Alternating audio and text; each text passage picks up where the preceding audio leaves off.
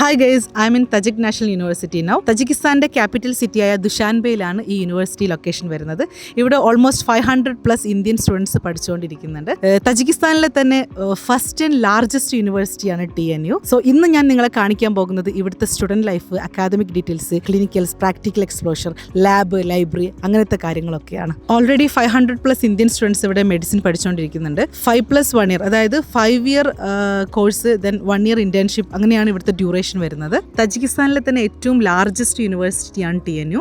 ഇവിടെ ഒരുപാട് Indian students പഠിക്കുന്നുണ്ട്. സോ ഇവർക്കൊക്കെ നല്ല പ്രാക്ടിക്കൽ എക്സ്പ്ലോഷർ ആണ് ഇവിടെ കിട്ടുന്നത്. One of the prestigious university ആണത്. ഇവിടുത്തെ പ്രസിഡന്റ് ഇമാം അലി റഹ്മാൻ ഈ യൂണിവേഴ്സിറ്റിയിലെ അലൂമിനി ആയിരുന്നു. ഇന്ത്യൻ സ്റ്റുഡൻസിന്റെ ഹോസ്റ്റലിലോട്ട് ഇവിടുന്ന് വാക്കബിൾ ഡിസ്റ്റൻസ് മാത്രമേ ഉള്ളൂ.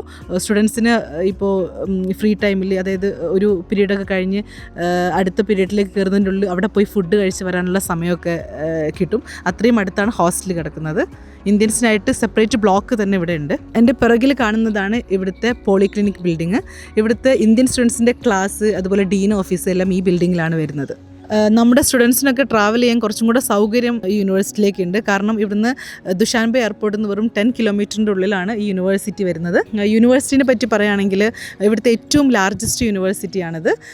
നമുക്ക് കണ്ടാൽ തന്നെ അറിയാം, അത്രയും വലിയൊരു ഏരിയയിൽ തന്നെ ഈ യൂണിവേഴ്സിറ്റി പരന്ന് കിടക്കുന്നുണ്ട്. ഇപ്പോൾ തജിക്കീസ് ഉണ്ട്, റഷ്യൻസ് ഉണ്ട്, അതുപോലെ ഇന്ത്യൻ സ്റ്റുഡൻസ്, ഒരുപാട് സ്റ്റുഡൻസ് ഇവിടെ പഠിക്കുന്നുണ്ട്. പല രാജ്യത്തു നിന്ന് വരുന്ന സ്റ്റുഡൻസ് ഇവിടെ പഠിക്കുന്നുണ്ട്. ദെൻ ദുഷാൻബെനെ കുറിച്ച് പറയുകയാണെങ്കിൽ, ദുഷാൻബെ എന്ന് പറഞ്ഞൊരു വലിയ സിറ്റിയാണ്.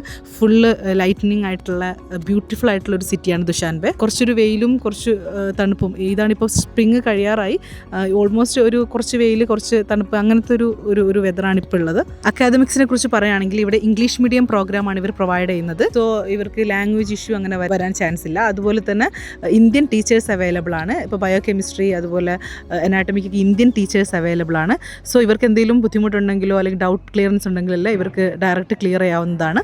നമ്മുടെ ഇന്ത്യൻ സ്റ്റുഡൻസ് ഇവിടെ വരുന്നത് മെയിൻലി MBBS പഠിക്കാനാണ്. 5+1 ഇയർ ആണ് ഇവിടുത്തെ MBBS ഡ്യൂറേഷന്. 5 year study plus 1 year internship.